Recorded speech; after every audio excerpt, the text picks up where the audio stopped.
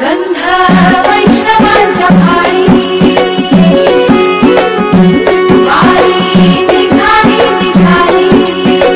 खेड शहराला सातत्यानं मोठ्या पुराचा फटका बसतोय। 2005, 2016, 2021 आणि आता 2024 सातत्यानं या खेड शहरामध्ये व्यापारी पेठेमध्ये पाणी येतं आणि आमच्या व्यापारी बंधूंचं आणि नागरिकांचं नुकसान होतं।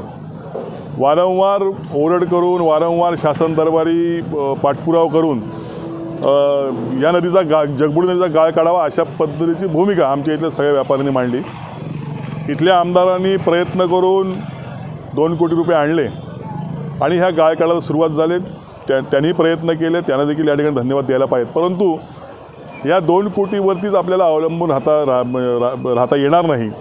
हा गाळ प्रचंड मोठ्या प्रमाणात आहे, त्यामुळे स्वयंसेवी संस्था असतील किंवा स्वतःहून कोण जर गाळ काढणारा व्यक्ती असतील तर अशा लोकांना परवानगी देऊन इथला गाळ त्यांनी स्वतःहून जर काढून नेला तर शासनाचा खर्च होणार नाही आणि म्हणून हा संपूर्ण गाळ निघून जावा। जसं चिपळूणला गाळ संपूर्णपणे काढला गेला, महाडला काढला गेला, तसा खेडचा हा गाळ काढला गेला नाही।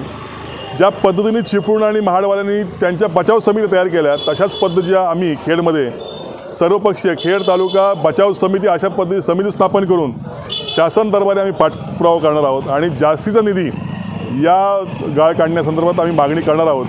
याची लवकरच आम्ही बैठक घेऊ आणि शासन दरबारी आम्ही मागणी करू की चिपळूणसारखा आणि महाडसारखा गाळ संपूर्णपणे साधारणतः 200-300 कोटी रुपये देऊन आमचा हा गाळ संपूर्ण मुक्त करावा, तरच आमच्या इथल्या व्यापाऱ्यांचं नुकसान थांबेल, नागरिकांचं नुकसान थांबेल। अन्यथा सातत्यानं आम्हाला नुकसानीला या ठिकाणी सामोरं जावं लागेल।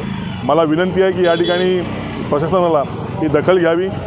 आमच्या व्यापाऱ्यांचा एक दबावगट आम्ही या ठिकाणी तयार करू, आम्ही निवेदन देऊ, आम्ही आम्ही उपोषणाला बसू। परंतु आम्हाला एकच सांगणं आहे की आमच्या या गाळ काढण्यासंदर्भात निधी शासनाने तात्काळ या ठिकाणी द्यावा अशी या ठिकाणी आम्हाला आपल्या माध्यमातून विनंती करतो।